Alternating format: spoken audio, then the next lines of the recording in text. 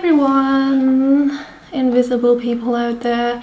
My name is Jana. I am a dark fantasy artist and illustrator, mostly working in books nowadays. And this is going to be another mini lecture, and I hope it's not going to be nearly an hour again. Just in case, get yourself a cup of tea ready, okay? This video is inspired by a question I got on my how to find work as a freelance illustrator video, and it's about, you know, how do you know you're ready to send your work to potential clients? And I think that's a question that a lot of us have struggled with at some point or another, and it's not necessarily just, you know, sending your work to clients, but it might also be sending your work to galleries, sending your work in for a competition, or even sharing it on social media. Although I think it feels different to offer your work to the universe, you know, than to send it to a specific person you might, you know, admire, or you feel has power over you because they have, you know, they could hire you. So I think this is an important question, especially since a lot of us illustration people suffer a little bit from low self-esteem, you know, with the doubting kind. We deal with imposter syndrome, and the people who won't watch this video, all right? They're already out there sending their stuff anywhere, no matter the quality. But you are a person who's worried about this, so you click this, which is why we're gonna talk about it. And to make it short, right, I'm gonna give you the answer now, so you don't have to watch the rest of the video if you don't want to, because it's gonna get rambly and unstructured. But the answer is, how do you know you're ready to send in your work to clients? You don't. You can't. You literally can't. You're not the person who's making that judgment. You just send in your work, and then the person who gets it is like, I can work with this person, or I'm not ready to work with this person, or they're not ready to work with me. You just send in your work. You finished your work, you send it in, they judge you.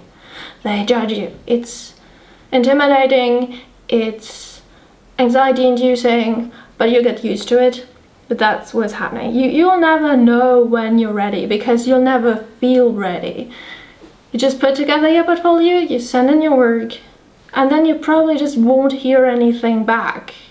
And that has nothing to do with the quality of your work, most likely. It's just that the people you're sending your work to are pretty busy. So that's it. You will never know whether you're ready. You just send in your work. Now, there are some ways you can kind of get around to, you know, gauge whether you're good enough yet. Like, you can take portfolio reviews with people who work for the client you want to work with, or other people in the industry. You can show your work to fellow artists. You can just compare your work with the art that people who are being hired for your dream jobs, you know, what kind of work they're doing, and you can be like, is my work at the same level? You can do that, but essentially this isn't going to give you the answer you want. The answer you want can only the potential client give to you. You know, you send the artwork out there, and they will have to answer you or not. They're probably not gonna answer you. You know, get used to it. There will be crickets. There will be crickets. That's normal. And that's it, essentially. You know, you're not the one doing the judging. The judging is being done by others. Maybe you can do like a little initial judging. You're like, oh, I like this work best. I just sent in my best work. Or so I would worry less about your work being good enough, and more about your work being a good fit for the person you're sending your artwork to. And what I mean by that is that if you want to work with a person who you know is the art director for a horror imprint of a publisher, you don't send in a sparkly pink romance cover, okay? You send in your horror work. If you know their cat is doing fun things, she's wild.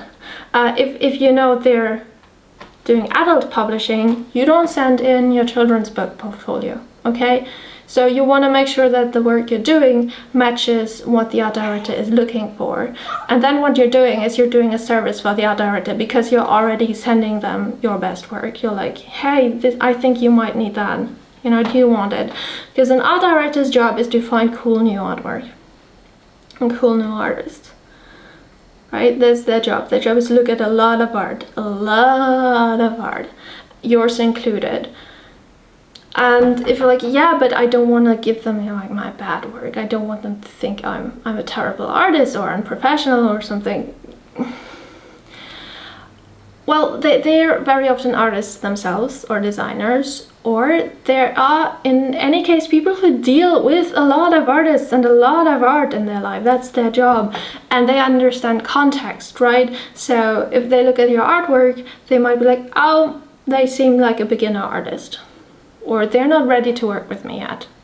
They might think that. They're not going to sit there and go like, oh, look at this weird artwork. How did they dare send this to me? Well, this looks so silly. They're not going to do that. They don't have the time to do that. They're busy. They look at it and be like, oh, this is promise, but it's not right for us yet. That's the worst thing that is going to happen. Unless you spam them, you know, like sending them the art every day, they'll get annoyed. But if you just send them your best new work every quarter or so, nothing is gonna happen. They're not gonna be like, oh, how did they dare send this to me? They'll be like, oh, okay, not for us yet. Unless they think, wow, this is really good. Why have I never heard of this person? And maybe they might even be like, oh, why have I never heard of this person? This work has so much potential. And once you've sent them your work a few times, they might even, you know, recognize your name, which is what you want. You want them to remember you in a good way, ideally, but they're not, unless you're being rude or, you know, you spam them, they're not going to remember you in a bad way. But they might be like, oh, this is the person who sent some potentially really good art to me like last year, and it's so cool to see how they've grown, and then they can, you know, really get excited about hiring you one day, right? Because they are now invested in your journey to an extent. So this can happen. They're not going to get mad at you for not having the perfect artwork ready for them. They understand that you're an artist and you're on your journey, they're on their journey, and they want to see your art. And you just have to believe that, and then you send it to them, and then you won't hear anything back. And that's the way the world works. It's crickets, always crickets. And it's not, I mean, it is scary, but it doesn't have to be, you know? It shouldn't be, because nothing scary is going to happen. Actually, the scariest thing that is going to happen is they get back to you and they hire you for your first job, and you're like, what am I going to do now? I've never worked with a person before. How do I not disappoint them? And this is where you can watch this other video I did where I talk for 15 minutes about working with clients. Never mind. So this is it, essentially, you know, send in your work. And that's send in your work. Wait for response, there won't be any, most likely, and just do that again and again and again. Of course, practice, get better, you know, try new things, have fun. That's it. Didn't take all that long. Okay, I hope it's been helpful.